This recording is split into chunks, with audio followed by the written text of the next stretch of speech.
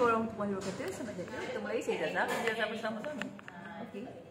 Berada di sini di Selcom DG Manjung.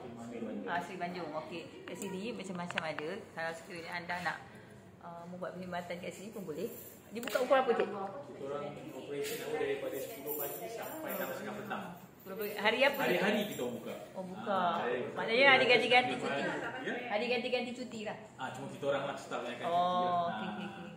Ni baru buka kan? Jadi kita orang daripada Aeon. Kita pindah ke bawah dekat sini dah dekat 3 bulan lah kita orang. Tu sebab hari tu kata ubah kan? Ubah kemarin. Okey, kalau apa-apa nak tanya boleh tanya dengan Cik. Boleh. Nama Cik? Nama Cik? Azrain. Boleh tanya dengan Cik Azrain untuk apa-apa. Okey. Tadi kami dah tukar apa tu? Daripada prepaid ke bil. So apa-apa transaction semua boleh buat kat sini sebab kita center lah dekat sini.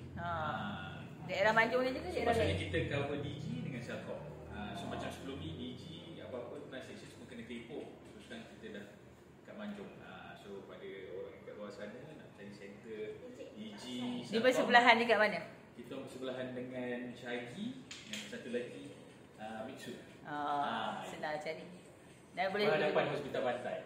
Okey. Dah nak tutup dah. Okey dah. Alright, terima kasih. Jom kita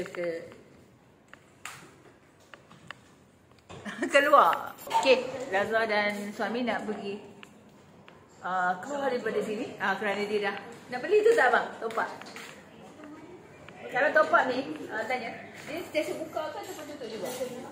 Sentiasa buka. Oh, dia buka. Maknanya bila kita beli. Ini 24 jam. Di sini 24 jam. Maknanya berurusan dekat sini ya. So macam bila kita jam setengah kita tutup. Okey. Kepada orang-orang lain boleh datang sini ni nak top up apa-apa kat sini boleh. Bukan nak bayar bil ke.